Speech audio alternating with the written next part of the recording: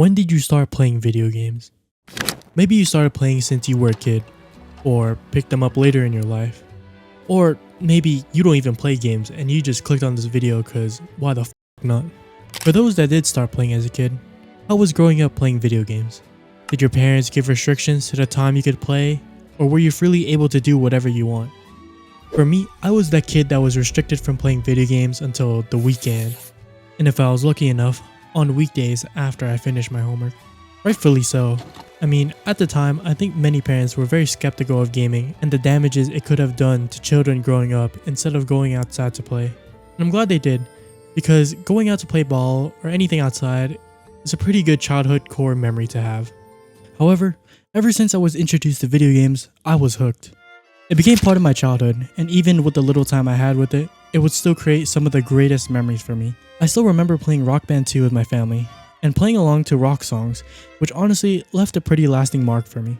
It heavily defined my music taste, listening to bands like Nirvana, Linkin Park, or Bon Jovi, and it's a big reason that I play the drums to this day.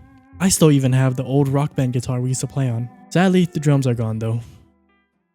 As time went on, video games started to become more accepted in my life. I was able to keep my grades up, so I ended up getting more time to play video games. Slowly but surely, I was able to freely apply more of my time into the hobby that hooked me in so much. I explored other games besides the ones I grew up with, and made so many new friends outside and online. Honestly, I don't know how I did this as a kid, and I don't think I should have been talking to people online at this age, but I guess I just didn't give a f. Even then, I still met some extremely nice people and created some lasting memories, even if I never met them in person. Hooking up a mic to talk to random strangers on a PS3 was something I definitely shouldn't have done, but was a pretty fun thing connecting with strangers who I never knew anything about besides the similarity of us playing the same game together at the same time. Gaming also connected me with people from my school. Learning we play the same games and later on adding each other on Skype or PSN to play after school was so much fun, and the best part is I still am friends with the many people I met like this. What is this? Okay, so what? Are y'all seeing this cutscene?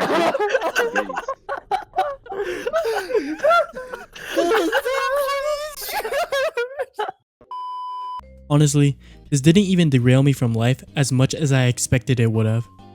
I ended up getting pretty addicted to gaming and would prioritize it over anything else. Get home from school and do homework so you can play games? Nah. Go home to play games and procrastinate assignments until last minute? Yeah. It's a bad habit to build for sure, but hey, I was living my greatest life playing video games freely. No matter how sad that may seem to you, it felt like heaven at the time. Even though I put video games in the forefront before academics, I still passed throughout most of school with straight A's. This may not work for everyone, so if you're sacrificing your grades to go play video games, go fix your grades, fool. I still took the time to do all my work for my classes and understood what was going on in them. It was pretty chill for me until viral pneumonia has hit the city at the center of the outbreak in China and 2 others going on lockdown. The risk is low in the United States. It's a new type of coronavirus. So at least 565 people are dead and more than 20.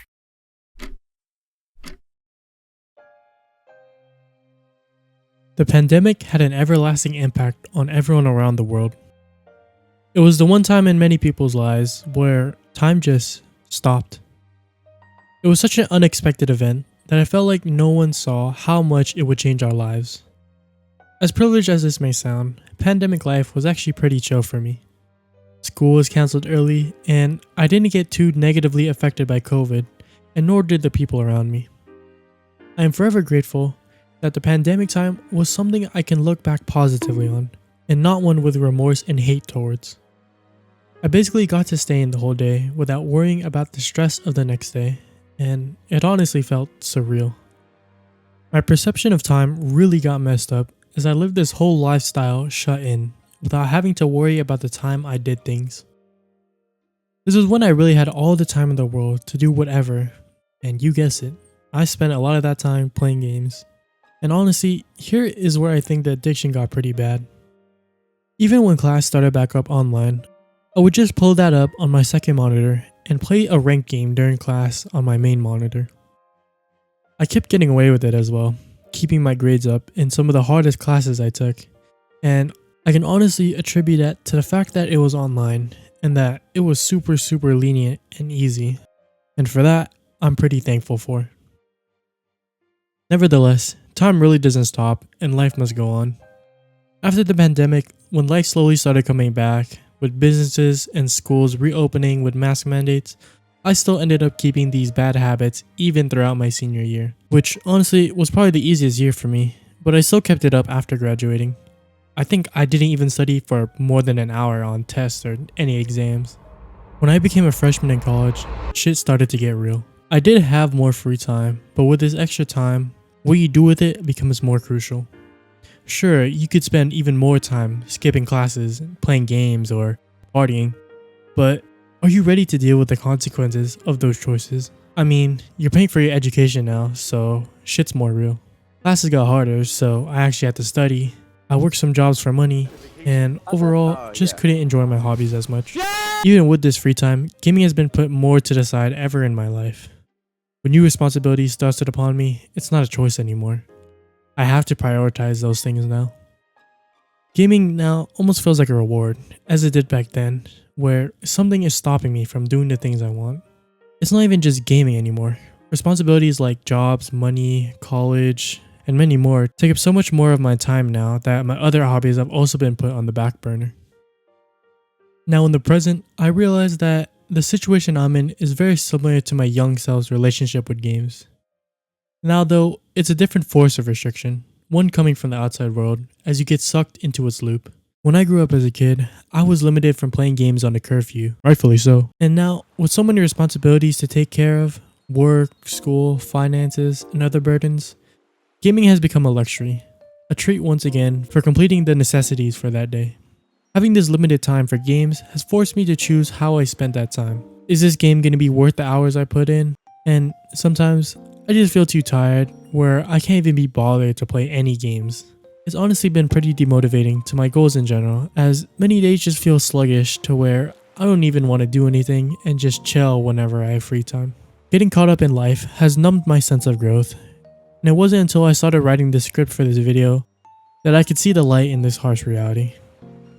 Basically, what I'm trying to say here is, to my younger audience, as cliche as this may sound, cherish the time you have, because whatever you do with that extra time, whether it's playing video games or any hobbies, will slowly whittle away. So appreciate what you have and seize those times, because as sad as it may seem, that time won't come back. Life comes swinging fast, and in no time, you realize that you took that free time for granted. So make sure to leave that era with no regrets. Do the things you wanted to do before life really hits you. Talk to that crush, try new things, or do things you wouldn't have done normally. And hey, if you get rejected, or you didn't like what you tried, that's okay. At least you can say you did it. To the rest of my audience that is going through this transition or has already been caught up by the time consumption of responsibilities, remember what life was like as a kid. Maybe waking up in the morning to watch a cartoon, or playing with toys and dolls, or whatever you did as a kid. Living life without a care in the world, dreaming big, thinking about growing up as an astronaut or some other career without knowing the complications of achieving that dream. Understand that as responsibilities are taking over or have already taken over your life, that there is still that inner kid inside of you with big dreams and aspirations, wanting to chase that feeling of freedom and just having fun, going with the flow of life. You grew up from this kid, and it doesn't go away. Life piles shit on and on until you don't even know it's there anymore. But they are. They are a part of you and part of your aspirations. You may not be able to fulfill your childhood dream job or many things you thought of as a kid, but you can still work for the big goals you have today. Make that inner child proud, proud in the way you live your life. Chasing those dreams will take long and sometimes are even impossible.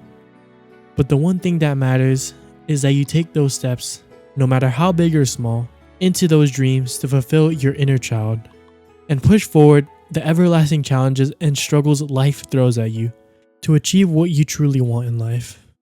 And remember, live life with no regrets.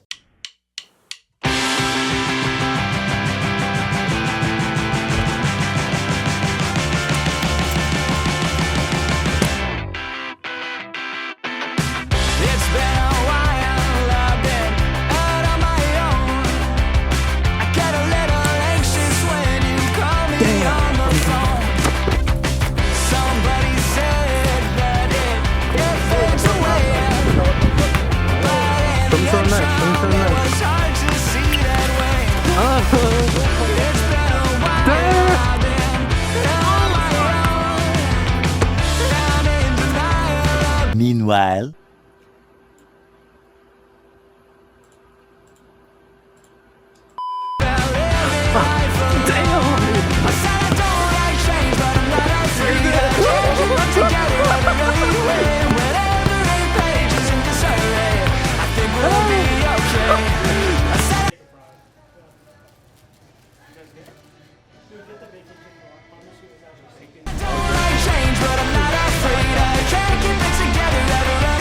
We got the motherfucking over.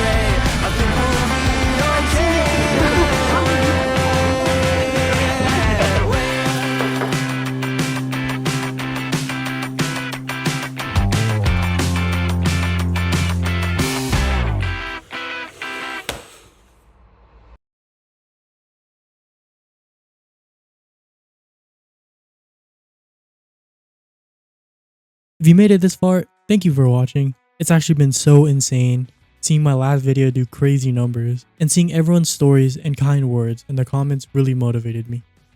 If you couldn't tell, my friends and I have started a channel of us just doing funny dumb shit. We don't have anything posted right now, but we cooking things up. If you don't like that or are just not interested in that kind of content, I totally get it. You're not obligated to check it out. Just thanks for watching until this point. I hope the message I gave off in this video can at least reach one person. But anyways, if you want to see more content from me, make sure to like and subscribe, and I'll see y'all later. Okay, bye.